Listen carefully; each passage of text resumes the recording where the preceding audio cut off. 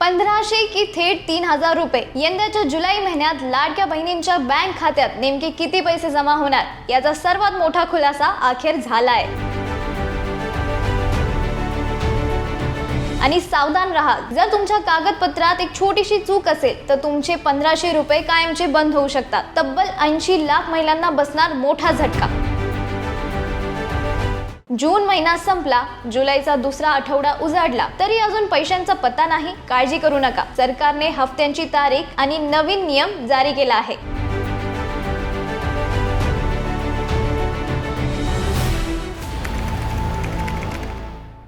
नमस्कार मित्रांनो, मी आहे निकिता दादासाहेब तुपे आणि तुमचं बॉसवाला मराठी चॅनल मध्ये खूप खूप स्वागत आहे। आणि आज आपण एका अशा विषयावर सविस्तर बोलणार आहोत ज्याची प्रतीक्षा महाराष्ट्रातील लाखो आणि कोट्यावधी महिला अत्यंत आतुरतेने करत आहेत। हो, तुम्ही बरोबर ओळखलं, आपण बोलतोय मुख्यमंत्री माझी लाडकी बहीण योजनाबद्दल। आता बघा, जुलै महिन्याचा दुसरा आठवडा सुरू झालाय। घरांघरांमध्ये, गावांगावांमध्ये आणि महिलांच्या ग्रुप्समध्ये सध्या एकच चर्चा चालू आहे, अगं जून महिन्याचे 1500 रुपये अजून का नाही आले? बँक खातं सारखं चेक करून थकले पण अजून मेसेज आला नाही। काही जणी म्हणत आहे की यंदा 1500 रुपये नाही तर थेट 2 महिन्यांचे मिळून 3000 रुपये येणार आहेत। तर काही जणी चिंतित आहे की आमचे पैसे कायमचे बंद तर नाही झाले ना? तर बहिणींनो आणि मित्रांनो, काळजी करू नका, आज तुमच्या मनातील या सर्व प्रश्नांची उत्तरे अगदी सोप्या भाषेत घेऊन मी आले आहे। सरकारचा नवीन GR काय सांगतो, पैशांची नेमकी तारीख काय आहे आणि सर्वात महत्त्वाचं म्हणजे त्या 80 लाख महिला कोणत्या आहेत ज्यांना या योजनेतून बाहेर काढलं जाऊ शकतं, हे सर्व आपण या पॉइंट टू पॉइंट समजून घेणार आहोत। आणि हो, जर तुम्ही बॉसवाला मराठीवरती नवीन असाल तर चॅनलला आता सबस्क्राईब करा आणि शेजारील बेल आयकॉन दाबायला विसरू नका, जेणेकरून अशाच महत्त्वाच्या योजनेची माहिती सर्वात आधी तुमच्यापर्यंत पोहोचेल।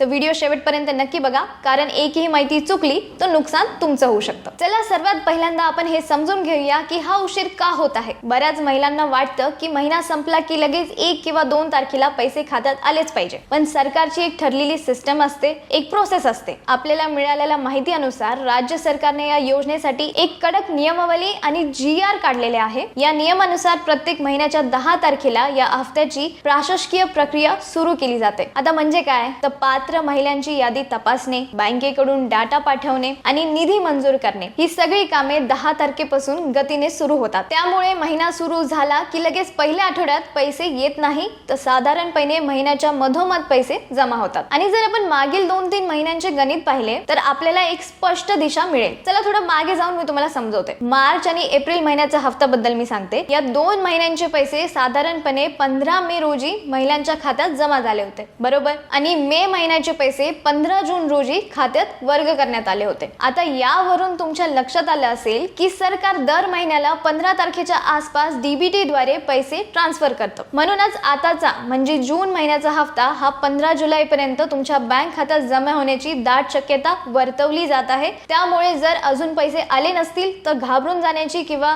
बँकेत हेलपेटे मारण्याची अजिबात गरज नाही। 15 जुलै पर्यंत वाट पहा, सरकारची यंत्रणा त्यांचं काम करत आहे। हे सगळं तर झालं, आता येऊया आपण सर्वात महत्त्वाच्या आणि सर्वात गाजणाऱ्या प्रश्नावरती। सध्या सोशल मीडियावर आणि बातम्यांमध्ये एक मोठी चर्चा रंगते की महिलांना यंदा 1500 रुपये मिळणार की थेट 3000 रुपये मिळणार। बघा, यामागे 2 प्रकारची शक्यता आहे। तर्क लावले जात आहे, म्हणजे पहिली शक्यता ती आहे, जर सरकारने नेहमीच्या चक्रानुसार कामे केले तर 15 जुलै पर्यंत केवळ जून महिन्याचे एकच हफ्ता म्हणजे 1500 रुपये महिलांच्या खात्यात जमा होतील आणि त्यानंतर जुलै महिन्याचा हफ्ता ऑगस्टच्या पंधरवाड्यात येईल। आणि दुसरी शक्यता अशी आहे, सध्या मंत्रालयातील सूत्रांकडून अशी ही एक मोठी अपडेट समोर येत आहे की आगामी मंत्रिमंडळाच्या बैठकीत यावर अंतिम निर्णय घेतला जाऊ शकतो। जर हा निर्णय झाला तर जून आणि जुलै अशा दोन्ही महिन्यांचे पैसे एकत्र करून एकूण 3000 रुपयांचा मोठा हफ्ता थेट जुलै महिन्याच्या अगदी शेवटी महिलांच्या खात्यात नियमानुसार जमा केला जाऊ शकतो।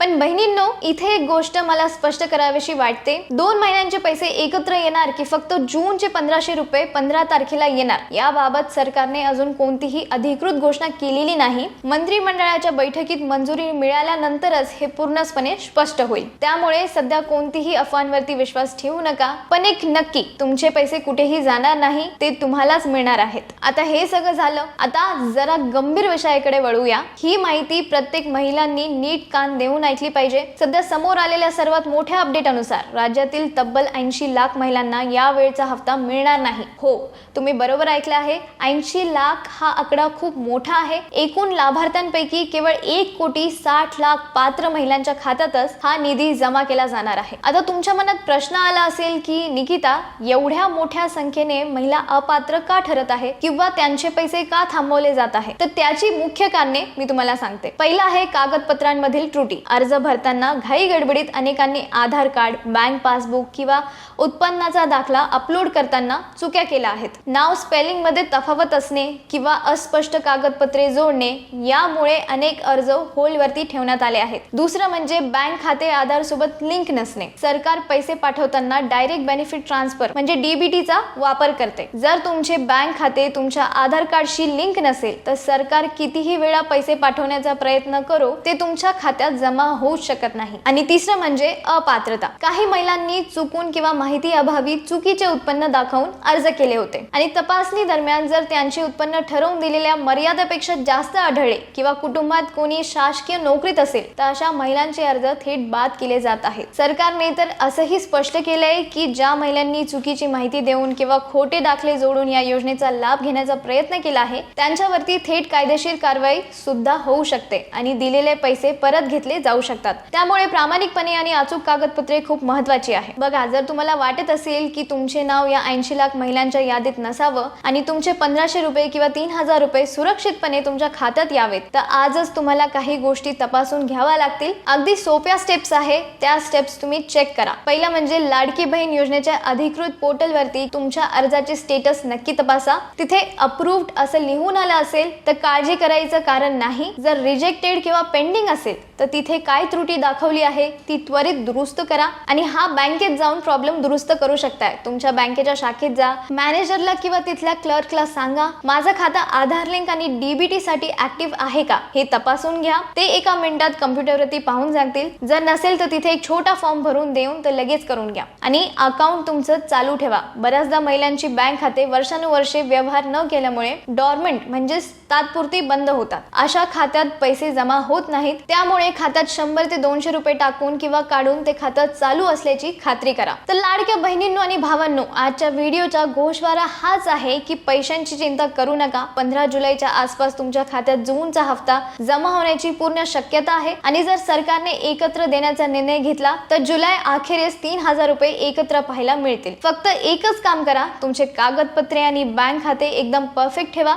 जेणेकरून सरकारकडून पैसे सुटले की थेट तुमच्या पदरात पडतील। तर तुम्हाला काय वाटतं, सरकारने दर महिन्याला 1500 रुपये दिले पाहिजेत की 2 महिन्यांचे एकत्र 3000 रुपये दिलेले बरे पडतील? मला खाली कमेंट बॉक्स मध्ये तुमचं मत नक्की कळवा। तुमच्या कमेंट्स वाचायला मला खूप आवडतात। आणि हो, जर आजची माहिती तुम्हाला महत्त्वाची वाटली असेल तर आपल्या या व्हिडिओला एक लाईक नक्की करा। या व्हिडिओला तुमच्या फॅमिली आणि फ्रेंड्स सोबत शेअर करा जेणेकरून त्यांचीही चिंता मिटेल। आणि अशाच महत्त्वपूर्ण व्हिडिओसाठी बॉसवाला मराठी चॅनलला सबस्क्राईब करायला विसरू नका।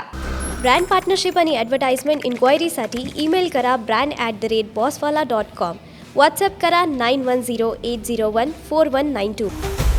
बॉसवाला, बी द बॉस।